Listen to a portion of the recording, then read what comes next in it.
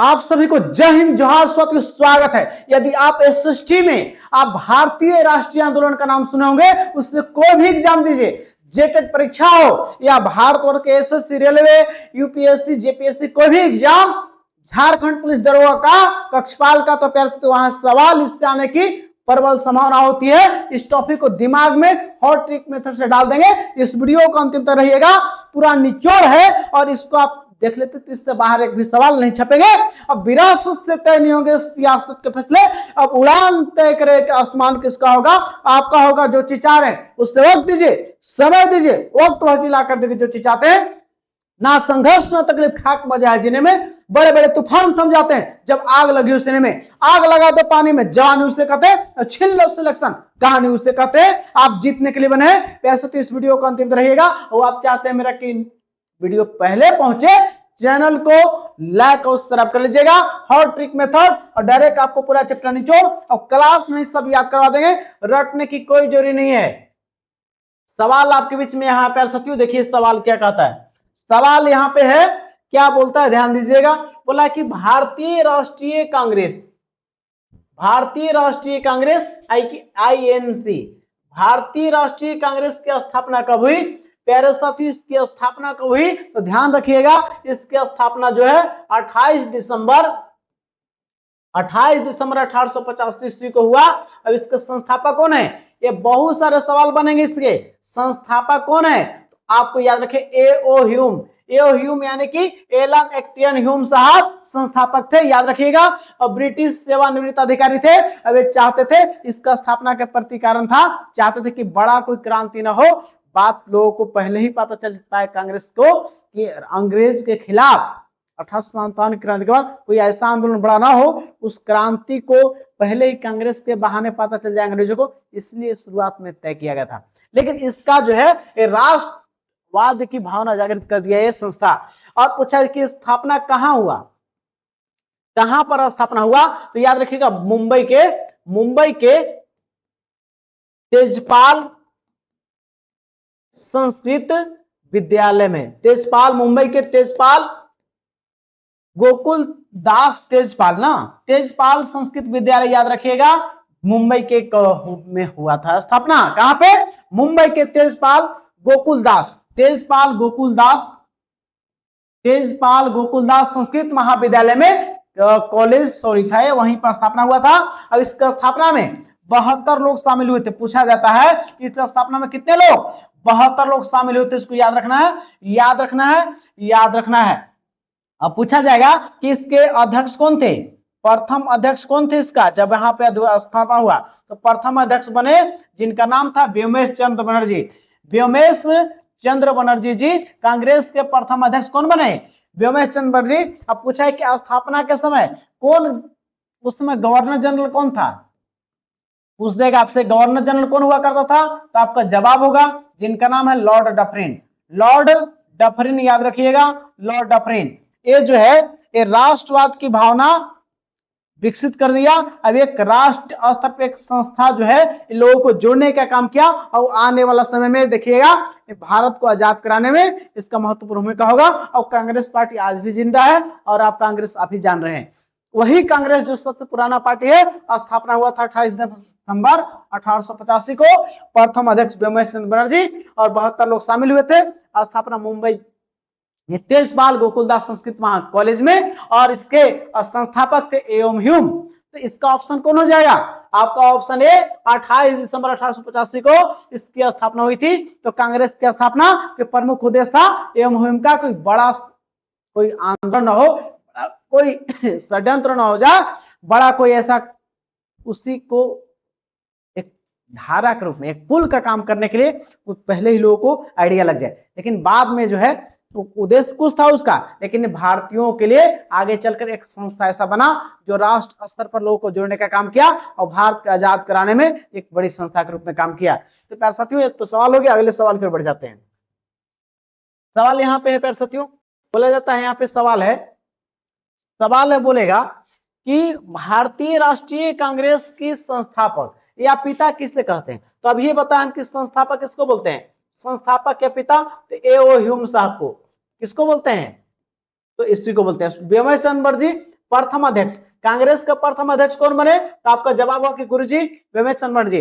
प्रथम मुस्लिम अध्यक्ष पूछा जाएगा कि प्रथम मुस्लिम अध्यक्ष जो है कांग्रेस के कौन बने? तो कांग्रेस के प्रथम मुस्लिम अध्यक्ष, इनका नाम हुआ, पता होनी चाहिए कि बदरुद्दीन तैयबजी। जॉर्ज प्रथम यूरोपीय अध्यक्ष, प्रथम यूरोपीय अध्यक्ष कौन बने कांग्रेस का? जॉर्ज साहब, याद रखिएगा ये चारों नाम। प्रथम अध्यक्ष विवेक चंद्र जी, प्रथम मुस्लिम अध्यक्ष बदरुद्दीन तैयबजी और प्रथम यूरोपियन अध्यक्ष पता होनी चाहिए कि जॉर्ज साहब। इसको याद रखना है, छप सकता है एग्जाम में सवाल आपका। यहां पे सवाल अगला है प्यारे साथियों, बोला कि राष्ट्रवाद का शाब्दिक अर्थ क्या है? तो लोगों में राष्ट्र के प्रति उनकी भावना को, राष्ट्र प्रेम को जागृत कर देना।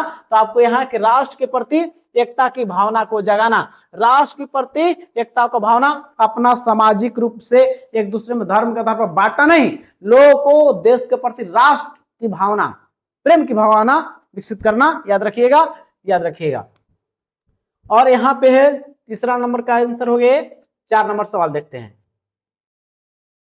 सवाल यहाँ पे प्यारे साथियों क्या कहता है? 4 नंबर सवाल यहाँ पे है, बोलता है कि किन विचारधाराओं से भारतीय राष्ट्रीय एकता पर प्रभाव पड़ा, या भारतीय राष्ट्रवाद पर, जो भारतीय राष्ट्रवाद था, भारतीय राष्ट्रवाद उस पर कहां के प्रभाव लोग पड़ा? तो याद रखिए रूसो का भी प्रभाव पड़ा है, वाल्टेयर का भी पड़ा है, आपका गैरिबाल्डी का भी पड़ा है। ये तमाम जो इतिहासकार हुए, जो फ्रांसीसी क्रांति से आपको जो यूरोप में जो क्रांति उस समय आ रहा था, उसका प्रभाव यहाँ से सभी, जैसे वाल्टेयर हो गया, रूसो हो गया, आपका इस सब का प्रभाव पड़ा है। याद रखना है ये तमाम जो पश्चिमी यूरोपियन में थे, इनका विचारधारा जिस प्रकार से फ्रांसीसी क्रांति सब में हो रहा, तो उस सब का विचारधारा कहने के भारतीय लोगों को प्रभाव पड़ा, उसका ही भारत में भी इस तरह का आंदोलन देखने को मिला। तो ये सभी हो जाएंगे, ये सब सभी का विचारधारा जो था वो प्रभाव पड़ा है भारत में राष्ट्रवाद की भावना जागृत करने में। चलिए अगले सवाल की ओर बढ़ जाते हैं। सवाल 5 नंबर क्या कहता है साथियों, देखिएगा सवाल यहाँ पे है जो बेहतरीन सवाल है, बोले कि अंग्रेजों के धन निष्कासन सिद्धांत, धन निष्कासन सिद्धांत को poverty and un British rule India में किसने समझाया है? प्यारे साथी, जिस प्रकार से भारत से धन को लूटा जा रहा था और जाके अंग्रेज लोग अपने देश में ले जा रहा था, किस प्रकार से आर्थिक रूप से देश को आर्थिक रूप से लूटा जा रहा था यहाँ भारत को, उसका इसमें उजागर किया गया है, इसमें पुस्तक में उजागर किया गया है। इससे भारतीय लोग और आग बबूला हो गए कि हमारी संपत्ति को किस प्रकार से हम लोग को खोखला करते जा रहा है। प्यारे साथियों, पहले भारत सोना की चिड़िया हुआ करता था, लेकिन इन्हीं लोग का दिन है कि प्यारे साथियों इन लोग ऐसा किया। और इस पुस्तक को लिखे दादा भाई नौरोजी साहब, दादा भाई नौरोजी, दादा भाई नौरोजी, याद रखना है दादा भाई नौरोजी, ये आपको याद रखना है, यही पुस्तक लिखे हैं poverty and un British rule India, जिसमें कैसे किस प्रकार से भारत को धन को कैसे खंगाला जा रहा था, धन को कैसे यहाँ से लूट के ले जा रहा था हम लोग, उसको इस पुस्तक में समझाया है और दादा भाई नौरोजी इसको लिखे हैं। और इनको वयोवृद्ध पुरुष भी बोलते हैं, वयोवृद्ध पुरुष भी कहा जाता है किनको? इन्हीं को याद रखिएगा। और कांग्रेस के ये 3 बार अध्यक्ष रहे हैं, 3 बार अध्यक्ष पूछा जाए कि कांग्रेस के कितने बार अध्यक्ष रहे हैं? कांग्रेस के 3 बार अध्यक्ष रहे हैं। कब कब रहे याद रखिएगा, तो 1886 में रहे, 1893 में रहे और 1906 में, ये 3 बार कांग्रेस के अध्यक्ष रहे। और इन्होंने ही उदारवादी नेता थे, कैसे नेता थे? उदारवादी नेता में इनका स्थान था। और इन्होंने प्यारे साथियों ये बहुत बेहतरीन आपका पारसी व्यक्ति थे, कैसे थे? पारसी थे, दादा भाई नौरोजी याद रखना है, और उदारवादी नेता थे, इसको याद रखना है। कांग्रेस के 3 बार अध्यक्ष, वयोवृद्ध पुरुष भी इनको कहा जाता है। चलिए अगले सवाल की ओर बढ़ जाते हैं। बाकी ये सब देखिएगा, दादा भाई नौरोजी कांग्रेस के अध्यक्ष रहे, फिरोज शाह मेहता, बदरुद्दीन तैयबजी और सुरेंद्रनाथ बनर्जी। सुरेंद्रनाथ बनर्जी को बिना ताज का बादशाह कहा जाता है। और ये सभी जो है उदारवादी नेता में आते हैं। जो 1885 से लेकर पहला चरण जो रहा है वो आपका उदारवादियों का चरण रहा है। तो यहाँ पे इसका आंसर हो जाएगा दादा भाई नौरोजी, यही धन निष्कासन सिद्धांत। या सवाल पुस्तक बहुत पूछता है, poverty and un British rule India पुस्तक को कौन लिखे हैं? पुस्तक बार बार छपता है, तो याद रखना किसी भी एग्जाम की तैयारी करते हैं इसको जरूर देख लीजिएगा। चलिए अगला सवाल की ओर बढ़ जाते हैं। सवाल आपके बीच में है, बोला कि भारतीय निम्न में से किसे भारतीय राष्ट्रीयता का अग्रदूत कहता है? भारतीय राष्ट्रीयता का अग्रदूत किसे कहते हैं? राजा राम मोहन राय को, राजा राम मोहन राय साहब को कहा जाता है, याद रखिएगा, राजा राम मोहन राय को। और इन्होंने 2 पत्रिका भी निकाले थे, मिरातुल अखबार और आपका संवाद कौमुदी। इसके माध्यम से लोगों में कहीं न कहीं जागृत किए और लोगों को आगे बढ़ाए। साथ ही आपको पता है कि दादा भाई नौरोजी 1828 में सती प्रथा के अंत करने में इनका योगदान रहता है। जो विलियम बेंटिंग जो आपका गवर्नर उस समय का गवर्नर जनरल था, उसके साथ सती प्रथा को एंड करने में इनका महत्वपूर्ण योगदान होता है। और भारतीय पत्र पत्रिका का अग्रदूत भी इन्हीं को माना जाता है। याद रखना है राजा राम मोहन राय, ऑप्शन ए टिक कर देंगे, याद रखना है। दयानंद सरस्वती के नाम सुने होंगे, आप पूछा जाएगा आपसे कि आर्य समाज की स्थापना कौन किए थे? आर्य समाज की स्थापना इन्होंने किया था, आर्य समाज दयानंद सरस्वती, याद रखना है। वेदों की ओर लौटो कौन दिए हैं? दयानंद सरस्वती जी, याद रखना है, भूलना आपको नहीं है। साथ ही एनी बेसेंट, ये आयरलैंड की महिला थी, लेकिन कांग्रेस की पहली महिला अध्यक्ष बनी थी, पहली महिला अध्यक्ष, लेकिन ये आयरलैंड की थी ना। कांग्रेस की पहली अध्यक्ष कौन बनी थी? Annie Besant. और सरोजिनी नायडू जो थी कांग्रेस की आपका जो है 1917 में बनी अध्यक्ष थी, एनी बेसेंट। और कांग्रेस की प्रथम भारतीय महिला अध्यक्ष है, प्रथम भारतीय महिला अध्यक्ष पूछा जाएगा तो वो बनी थी आपका सरोजिनी नायडू 1925 में, अभी 1917 में। एनी बेसेंट मूल रूप से आयरलैंड की थी, लेकिन ये आपका यहां से भारत के वाराणसी में आई और यहां से बोले कि हम हृदय से, भले आयरलैंड के हृदय से हम भारतीय हैं और भारतीय ही रहकर यहाँ ही इसका मृत्यु हुआ एनी बेसेंट का। एनी बेसेंट पता है कि होम रूल आंदोलन में भी इनका योगदान रहा है, याद रखिएगा। एनी बेसेंट प्रथम कांग्रेस की महिला अध्यक्ष कौन बनी थी? Annie Besant. लेकिन पूछा जाएगा विदेशी थी, आयरलैंड की थी, पूछे कि कांग्रेस की प्रथम भारतीय महिला अध्यक्ष कौन बनी, तो आपका वो सरोजिनी नायडू, याद रखना है। तो आपका इसका आंसर कौन हो जाएगा? राजा राम मोहन राय। चलिए अगले सवाल की ओर बढ़ जाते हैं। अगला सवाल है प्यारे साथियों, संवाद कौमुदी के संबंध में कौन सा कथन सही है? तो संवाद कौमुदी बंगाली भाषा का समाचार पत्र था, बिल्कुल। संवाद कौमुदी जो था ये राजा राम मोहन द्वारा रचित बंगाली भाषा का पत्रकारिता था और 1821 में छपा था। और इसमें सती प्रथा के समाप्ति होती, सती प्रथा के क्रूतियों को जागृत करने का प्रयास किया और सती प्रथा को कैसा क्रूति उसको एंड करने के लिए अभियान इस पुस्तक में छापा गया था। ये सभी चीजें इस पत्रिका में ये सही है। ये आपका एनसीईआरटी जेसीईआरटी का निचोड़ सवाल है, जो भी सवाल आएंगे तो यहीं से छपेंगे, आपको डरना नहीं है, डर के आगे जीत होता है, पैसे तो याद रखिएगा। तो ये सभी कथन सही। अगले सवाल की ओर बढ़ जाते हैं। सवाल है कि मिरातुल अखबार, बोला कि राजा राम मोहन राय मिरातुल अखबार जो है एक कब प्रकाशित किए? मिरातुल अखबार जो प्यारे साथियों ये 1822 में प्रकाशित हुआ था, याद रखना है। और आपका संवाद कौमुदी कब हुआ था? वो 1821 में। चलिए अगले सवाल की ओर बढ़ जाते हैं। इल्बर्ट बिल के संबंध में बोला कि इल्बर्ट बिल बहुत इंपोर्टेंट है साथियों। इल्बर्ट बिल बहुत बार एग्जाम में आया है। इल्बर्ट बिल के संबंध में कौन सा कथन सही है? तो लॉर्ड रिपन के समय आया था जी, बिल्कुल सही है, लॉर्ड रिपन के समय ही आया था, इसमें कोई सभी सच्चाई बात है। अब बोला कि इसके तहत जो था भारतीय न्यायाधीश, जो भारतीय जज थे, भारतीय न्यायाधीश भी अंग्रेजों या यूरोपियों लोगों के मुकदमे की सुनवाई कर सकते थे। इन्होंने तय किया गया इस बिल में कि भारतीय न्यायाधीश भी अंग्रेज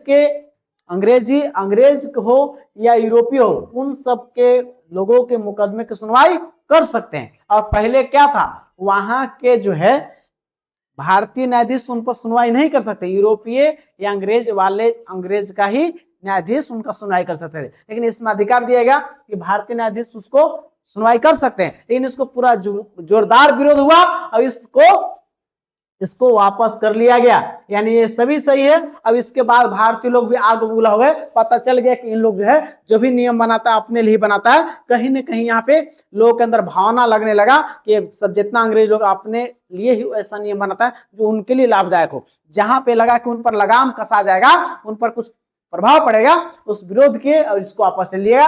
ये सभी चीजें सही। एडवर्ड विल याद रखिएगा कि भारतीय न्यायाधीश भी यूरोपीय अंग्रेजों पर मुकदमा चला सकते थे, लेकिन इसको फिर वापस ले लिया गया अंग्रेजों द्वारा। तो ये आपको बहुत बार सवाल आया है। ठीक है, 9 का हो गया डी, सभी सही। सवाल अगला है पर तो आपके बीच में बोला, यहाँ पे है सवाल, यहाँ पे बोला है कि निम्न में से कौन सा कथन सही है।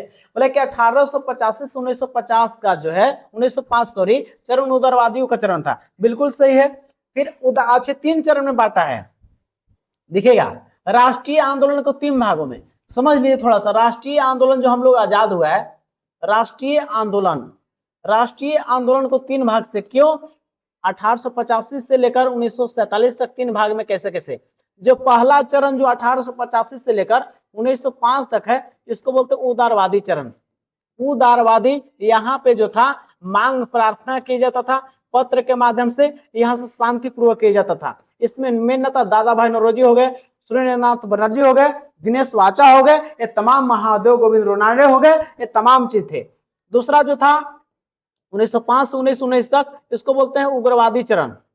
1905 से लेकर 1919 तक उग्रवादी चरण बोलते हैं। उग्रवादी या गरमपंथी, जिसमें लाल बाल पाल का चलती था, बाल गंगाधर तिलक, लाल लाजपत राय और बिपिन चंद्र पाल, ये उग्रवादी चरण। और 1919 से लेकर 1947 तक, 1919 से 1947 तक का चरण जो है आपका, 1919 से 1947 तक, इसको गांधी युग कहा जाता है। गांधी जी का यहाँ से क्रांति स्टार्ट होता है और सहयोग आंदोलन से भारत राष्ट्रीय आंदोलन तक। याद रखें, राष्ट्रीय आंदोलन को 3 भाग में, पहला था 1850 से 1905 नरमपंथी उदारवादी चरण, जो जिसमें प्रार्थना के पत्र के बाद शांतिपूर्वक मांग रखते थे। और आपका 1905 से 1919 उग्रवादी चरण, बोलते हैं कि यहाँ से प्रार्थना से कुछ काम नहीं होगा, उग्र आंदोलन करना होगा ताकि इन लोग सुनेगा। 1905 से 1919 लाल बाल पाल, लाल लाजपत राय, बाल गंगाधर तिलक, बिपिन चंद्र पाल, तीनों। और 1919 में महात्मा गांधी का भारतीय आंदोलन में एंट्री होता है। खैर 1917 से एंट्री हो जाता है क्योंकि उसमें चंपारण सत्याग्रह से, लेकिन मूल रूप से 1919 से शुरू होगा बड़ा आंदोलन के रूप में रॉलेट एक्ट से, 1947 तक इनका गांधी युग के रूप में जानते हैं। तो पहला चरण आपको उदारवादी चरण 1885 से 1905 सही हो गया। उदारवादी के चरण में बुद्धिजीवी लोग, जिसमें वकील हो गए, डॉक्टर हो गए, बड़े बुद्धिजीवी पढ़े लिखे लोग, शहरी लोग ही इसमें भाग लिए थे। उदारवादी चरण पहला चरण हुआ, सही है। उदारवादी चरण के प्रमुख नेता दादा भाई नौरोजी, बिल्कुल सही है। और आपका महादेव गोविंद रोनाडे, मदन मोहन मालवीय, दिनेश वाचा, व्योमेश चंद्र बनर्जी और फिरोज शाह मेहता, ये सभी थे। यानी कि ये जो दिया हुआ है तीनों ऑप्शन सही है, ये सभी बातें सही है। आपको लाइन बाय लाइन चीजों का आप सुन लीजिए, देख लीजिए, आपका पूरा कॉन्सेप्ट क्लियर हो जाएगा। चलिए अगला सवाल की ओर। 11 नंबर सवाल क्या कहता है, साथियों ध्यान दीजिएगा। बोला कि कांग्रेस के संबंध में कौन सा कथन सही है। तो कांग्रेस की जो पहली महिला स्नातक कादम्बरी गांगुली, जो कांग्रेस के 1890 अधिवेशन में संबोधन किया, जी बिल्कुल पूछा जाएगा कि कौन से अधिवेशन में पहली बार महिला लोग शामिल किए, तो 1890 के अधिवेशन में कादम्बरी गांगुली शामिल हुई। सभी कॉलेज यूनिवर्सिटी को किया जाता, पत्र लिखा जाता कि आप लोग आइए इस राष्ट्रीय आंदोलन में कांग्रेस का हिस्सा बनिए। तो कादम्बरी गांगुली पहली स्नातक थी जो कांग्रेस के अधिवेशन में 1890 में भाग ली थी, सही बात है। बेलगांव अधिवेशन की अध्यक्षता महात्मा गांधी की थी। 1924 के एकमात्र अधिवेशन की अध्यक्षता, बेलगांव कर्नाटक में पड़ता है, तो कांग्रेस की एकमात्र अधिवेशन की अध्यक्षता 1924 की अध्यक्षता की, जिसका नाम है महात्मा गांधी, ये भी बात सही है। फिर बोला कि 1940 के रामगढ़ अधिवेशन की अध्यक्षता अबुल कलाम आजाद के थे, जो 53वां अधिवेशन था और रामगढ़ में हुआ था, रामगढ़ झारखंड में अधिवेशन हुआ था, 53वां अधिवेशन, जिसके अध्यक्ष है अबुल कलाम आजाद, सबसे युवा अध्यक्ष कांग्रेस का में यही बने और सबसे लंबे समय तक भी यही रखे, याद रखिएगा। ये सभी विकल्प सही बात बोल रहा है, ये सभी कथन सही है। अगले सवाल की ओर बढ़ जाते हैं। सवाल क्या कर सकते, बोला है, सवाल बोल रहे हैं यहाँ पे, बोला है कि कांग्रेस की प्रथम भारतीय महिला अध्यक्ष कौन बनी थी? तो कांग्रेस की प्रथम महिला अध्यक्ष कौन बनी थी? तो आपको पता है कि बनी थी कौन? एनी बेसेंट कांग्रेस की प्रथम महिला अध्यक्ष, कांग्रेस की पहली महिला अध्यक्ष, पहली महिला अध्यक्ष। लेकिन ये क्या थी? 1917 में बनी थी, लेकिन ये आयरलैंड की थी, मूल रूप की कहां की थी? आयरलैंड की महिला थी। लेकिन आपसे पूछेगा कांग्रेस की प्रथम महिला भारतीय अध्यक्ष, तो सरोजिनी नायडू थी, जो 1925 में बनी थी। ये भारतीय थी मूल रूप से, तो इसलिए आपका इसका आंसर बी हो जाएगा। कांग्रेस की पहली महिला एनी बेसेंट बनी, लेकिन आयरलैंड की थी, इसलिए नहीं होगी। और कादम्बरी गांगुली 1890 का अधिवेशन में पहली बार कोई महिला भाग लिया। पहली बार कोई महिला अधिवेशन में कब भाग लिया? तो 1890 में कादम्बरी गांगुली। और कस्तूरबा गांधी नहीं, कस्तूरबा गांधी तो महात्मा गांधी की पत्नी थी, ठीक है ना, इससे कुछ नहीं बनेगा। तो आपका हो गया 12 का भी। जो भी सवाल है इसको टिक कर देना है, उड़ा देना है, और आपके जीतने के लिए बने पैर साथियों याद रखिएगा। केवल वीडियो को देख लीजिएगा, आपका पूरा कॉन्सेप्ट क्लियर होने वाला है। सवाल है, राष्ट्रीय गीत वंदे मातरम किस अधिवेशन में सर्वप्रथम गाया गया था? बोलेगा सर्वप्रथम वंदे मातरम, तो 1896 का अधिवेशन में वंदे मातरम सर्वप्रथम गाया गया। वंदे 1856 में, 96 में कहां अधिवेशन हुआ? भी सवाल पूछना था। 1896 में कलकत्ता अधिवेशन में, कलकत्ता अधिवेशन में जिसकी अध्यक्षता कौन के थे? रहीमतुल्ला सैनी, रहीमतुल्ला सैनी के द्वारा किया गया। अब यहीं पे वंदे मातरम सर्वप्रथम गाया गया था, याद रखिएगा, इन्हीं के द्वारा। अब वंदे मातरम को लिखा कौन है? बंकिम चंद्र चटर्जी, बंकिम चंद्र चटर्जी के द्वारा ये लिखा गया है, जो आनंद मठ पुस्तक से लिया गया है वंदे मातरम को। तो कब गाया गया? 1896 के अधिवेशन में, याद रखिएगा। ये हो गया इसका आंसर ए। और 1911 में पूछा जाए, 1911 में एक अधिवेशन कलकत्ता में कांग्रेस का अधिवेशन हुआ था। यहां पर सर्वप्रथम जन गण मन, राष्ट्रगान जो हम लोग का है, राष्ट्रगान, राष्ट्रगान सर्वप्रथम कहां गाया गया? यही 1911 में ही। अब ये भी अधिवेशन लकली कोलकाता में ही हुआ था। तो 1911 में पहली बार राष्ट्रगान, और राष्ट्रगान गीत पूछेगा तो 1896, इसको याद रखना है, भूलना आपको नहीं है। तो हो गया इसका आंसर 1896। चलिए अगले सवाल की ओर बढ़ जाते हैं। सवाल यहाँ पे पर साथियों बोलेगा, सवाल है, बोल रहा है कि राष्ट्रीय आंदोलन का पहला चरण जिसकी अवधि 1885 से 1905 थी। जी बिल्कुल सही, जिसको उदारवादी या बोलते हैं नरमपंथी चरण। नरमपंथी कैसे मांग रखते थे? ये बोलते थे कि शांति के रूप में, पत्र के माध्यम से। अब ये चाहते थे कि सिस्टम को, ये नहीं चाहते थे कि अंग्रेजों को बदला, अंग्रेजों को चाहते कि रहे, इन अंग्रेजों में ही उस सिस्टम को सुधारा जाए, इनका कहना था। लेकिन उग्रवाद की नहीं, इन लोग के नहीं, इनको हटा के अपना राज्य बनेगा, स्वराज्य की मांग करते थे। कौन? आपका उग्रवादी चरण। पश्चिमी विचारों और सिद्धांतों से अधिक प्रभावित था पहला चरण। पहला चरण जो था पश्चिमी विचारधारा से प्रभावित है, सही बात है। इस चरण में संवैधानिक तरीके से मांगे रखे जाते थे, जो पहला चरण था, बिल्कुल सही है। प्रार्थना पत्र का, प्रतिवेदन का, स्मरण पत्र, शिष्टमंडल के माध्यम से सरकार के समक्ष अपनी मांगों को रखते थे। ये सभी विकल्प सही है, ये सभी आपका सही है, याद रखिएगा। चलिए अगले सवाल की ओर बढ़ जाते हैं। सवाल आपके बीच में अगला सवाल बोलता है, परिषद के निम्न में से कौन सा कथनों पर विचार कीजिए, कौन सही है? तो भारतीय परिषद अधिनियम 1892 में पारित हुआ। जी बिल्कुल सही है, भारत परिषद अधिनियम 1892 में पारित हुआ। इसमें, इस परिषद में, अधिनियम में भारतीयों को सदस्य तो मिले, लेकिन इनको अधिकार नहीं मिले। जैसे वित्तीय अधिकार, फाइनेंशियल अधिकार या विधायी पावर वाला अधिकार यहाँ पे मिला नहीं। सदस्य मेंबर बने लेकिन पावर नहीं मिला। एक कथन सही है, ये दोनों बात सही है, सदस्यता मिला लेकिन पावर नहीं मिला था। चलिए अगले सवाल की ओर।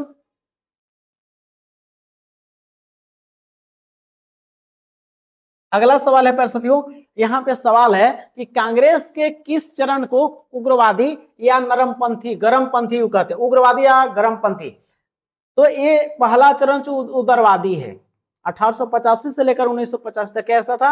उदारवादी, उदारवादी या नरमपंथी था बोलते हैं। और जो 1905-19 था, एक गरमपंथी नेता का दल था, गरमपंथी, या इसको बोलते हैं उग्रवादी चरण। उग्रवादी चरण जिसके प्रमुख नेता थे लाल बाल पाल, यानी कि लाल से लाला लाजपत राय पंजाब केसरी, और बाल से बाल गंगाधर लोकमान्य बाल गंगाधर तिलक, और बाल से बिपिन चंद्र पाल, ये पंजाब से, महाराष्ट्र से, ये साउथ से। तो प्यारे साथियों उग्रवादी चरण 1905 से 1919, तो आपसे उग्रवादी चरण पूछा तो आपका आंसर कौन हो जाएगा? ऑप्शन बी करेक्ट हो जाएगा, करेक्ट। और 1919 से 47 गांधी युग के रूप में जानते हैं, गांधी जी की एंट्री होती है, रॉलेट एक्ट से एंट्री करेंगे और लगातार एक से एक बड़ा आंदोलन होगा, भारतीय आजाद कराने में उनका योगदान है और राष्ट्रपिता के रूप में जानते हैं। कहीं न कहीं इन लोग का भी बहुत योगदान है, शायद न होते तो अंग्रेजों में इतना डर भय नहीं होता। इसका आंसर हो गया। अगले सवाल की ओर, 17 नंबर सवाल क्या कहता है, प्यार से ध्यान दीजिएगा। बोला है कि गरमपंथी दल के प्रमुख नेता कौन थे? तो गरमपंथी दल के प्रमुख नेता बाल गंगाधर तिलक जी, बिल्कुल, जिनको बाल बोलते हैं शॉर्ट में, लोकमान्य तिलक के नाम से जानते हैं। लेकिन लोकमान्य किनको बोलते हैं? लोकमान्य तिलक। तो लोकमान्य किनको बोलते हैं? बाल गंगाधर तिलक को। लाला लाजपत राय पंजाब केसरी, पंजाब केसरी के रूप में, और इनको शॉर्ट में बोलते हैं लाल, है ना। और बिपिन चंद्र पाल पाल के रूप में ये साउथ से थे, तो ये सभी सही है, तीनों को बोलते हैं लाल बाल पाल। लाल बाल पाल ये त्रिगुण थे जो गरमपंथी नेता थे, लाल बाल पाल, याद रखिएगा, लाल बाल पाल। और लाला लाजपत राय को 1928 के साइमन कमीशन गो बैक के नारे लगा, उसमें इनको लाठीचार्ज से मृत्यु हो गया था, याद रखना है। चलिए, तो अगले सवाल के तीनों नेता गरमपंथी दल के नेता थे, और साथ ही अरविंद घोष का भी इनके साथ नाम ले सकते हैं। सवाल अगला है प्यारे साथियों बाल गंगाधर तिलक के बारे में। बाल गंगाधर तिलक से अगर सवाल पूछा जाएगा तो ये सभी सवाल का जवाब यहाँ पे दे रहे, कोई भी कंपटीशन एग्जाम का तैयारी करते हैं प्यारे साथियों, आपके लिए बहुत महत्वपूर्ण है। सवाल है कि बाल गंगाधर तिलक के बारे में कौन सा कथन सही है? तो बाल गंगाधर तिलक के बारे में बताइएगा। गणपति उत्सव जो था 1893 में, बिल्कुल, और शिवाजी महोत्सव 1895 क्यों शुरू किए थे? इस उत्सव के माध्यम से इस राष्ट्रीय आंदोलन को प्रचार करना चाहते थे। राष्ट्रीय आंदोलन लोगों में राष्ट्र के प्रति भावना, आजादी के लिए इस उत्सव के माध्यम से लोगों से मिलना जुलना उससे करना चाहते, इसलिए उसको स्टार्ट किए। आपका गणपति उत्सव 1893, शिवाजी महोत्सव 1895। और स्वराज मेरा जन्मसिद्ध अधिकार है, और इसे मैं लेकर रहूंगा, ये नारा भी दिए, ये नारा बहुत बार पूछा गया है, स्वराज मेरा जन्मसिद्ध अधिकार है और इसे मैं लेकर रहूंगा, ये बाल गंगाधर तिलक का बिल्कुल दोनों चीज सही है। ये बार बार पूछता है कि स्वराज मेरा जन्मसिद्ध अधिकार है और इससे मैं लेकर रहूंगा, ये नारा किसका है? बाल गंगाधर तिलक, शॉर्ट में बीजी तिलक। सवाल अगला है, मराठा और केसरी पत्रिका शुरू किया। जो मराठा था वो इंग्लिश में था, उल्टा आपको दिखेगा, मराठा माने मराठी में नहीं, मराठा जो पत्रिका था इंग्लिश में शुरू किए थे, और केसरी पत्रिका था जो मराठा में शुरू किए थे, ये भी बात सही है, यानी दोनों पत्रिकाएं शुरू किए थे। अब वेलेंटाइन सिरोल जो था, अगला है कि वेलेंटाइन सिरोल, इन्हें भारतीय अशांति का जनक अपनी पुस्तक इंडियन अर्नेस्ट में कहा। जी बिल्कुल सही है, इंडियन अर्नेस्ट में कहा कि भारतीय अशांति के जनक कौन है? वेलेंटाइन सिरोल। इसके ऊपर मानहानि का केस भी किए थे। क्यों आप हमको बोले कि हम भारतीय अशांति के जनक है, तो लंदन के वहां पे जाके वो भी करते हैं, कौन? बीजी तिलक। किनके ऊपर? आपका वेलेंटाइन सिरोल पर बोला था कि भारतीय अशांति के जनक कौन है? बीजी तिलक। इसलिए केस किए थे कौन? बीजी तिलक। किनके ऊपर? बीजी तिलक केस के वेलेंटाइन सिरोल पर। तो ये भी बात सही है, भारतीय शांति के जनक इंडियन अर्नेस्ट बुक में वेलेंटाइन सिरोल इनको बोला था, बीजी तिलक को। और इनको 1897 में 18 माह की पहले सजा हुई राजद्रोह के केस में। अब पुनः राजद्रोह के केस में जो है ये 1908 से 1906 साल मॉन्डले जेल में रहे थे, याद रखिएगा। तो दो बार, पहला सजा 18 माह का और दूसरा 6 साल का। ये सभी कथन इनसे सही है, याद रखिएगा, ये सभी कथन सही है और सवाल इनसे पूछते हैं, इसलिए याद रखिएगा। आप लोग चुकना नहीं है, आप जीतने के लिए बने, आपकी सफलता तय होने वाली है। आपके प्रसाथियों अब लगातार हमसे जुड़े रहिए, आपकी सफलता 100% होगी। आप किसी भी एग्जाम की तैयारी करते हैं, हम आपके साथ हैं, आपको सफलता 100% कराएंगे। ना संघर्ष न तकलीफ, खाक मजा जीने में, बड़े बड़े तूफान थम जाते हैं जब आग लगी हुई सीने में। तो प्यारे साथियों, अभी सवाल आपके और बचा हुआ है, जो 2-3 सवाल और हैं। सवाल यहाँ पे है बंगाल विभाजन। सवाल है, क्या बोला है प्यारे साथियों? बंगाल विभाजन के बारे में बोला है कि बंगाल विभाजन के संबंध में कौन सा कथन सही है? तो बंगाल विभाजन की घोषणा जो हुआ था वो आपको 20 जुलाई 1905 को, जी बिल्कुल सही बात है, घोषणा हुआ था इस तारीख को, ये भी सही है। अब प्रभावी कब हुआ? 16 अक्टूबर 1905 को। इस दिन हम लोग शोक दिवस के रूप में मनाते हैं, शोक दिवस के रूप में। और रक्षाबंधन के रूप में भी इसको, रक्षाबंधन के रूप में हिंदू मुस्लिम एकता के रूप में मनाने के लिए रक्षाबंधन भी बनाया गया था। एक दूसरे में आपका जो है ना, आपका वो रस्सी बांधे थे हाथ में, ठीक है ना, क्या बोलते हैं उसको। तो हिंदू मुस्लिम एकता दिखाने के लिए प्यारे साथियों ये रक्षाबंधन के रूप में मनाया गया इस दिन को, शोक दिवस। अब बंगाल की राष्ट्रीय चेतना को कुचलना अंग्रेजों का उद्देश्य था, लेकिन उन लोग क्या कहते, ये बात तो तीनों सही है। ये उन लोग चाहता था कि वो आपका राष्ट्रीय चेतना कुचला जाए, घोषणा ई डेट में, ई में प्रभावी।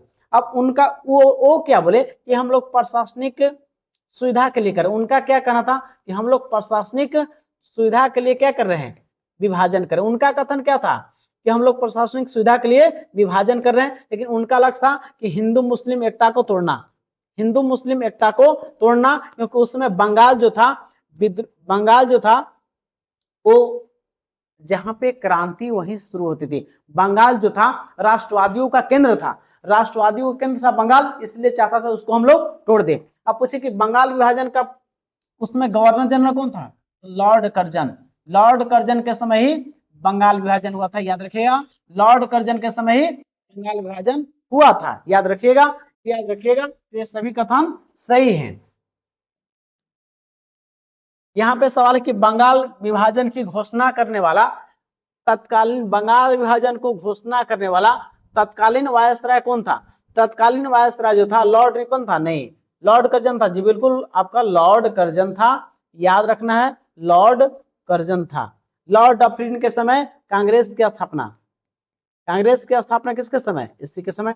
वेलेजली ये प्यारो कर सकता था, खुद को बंगाल का शेर कहता था, खुद का बंगाल का शेर कहता था वेलेजली, इसको याद रखना है। और सहायक संधि को बहुत ज्यादा पॉपुलर कौन किया था? यही किया था, याद रखिएगा, याद रखिएगा।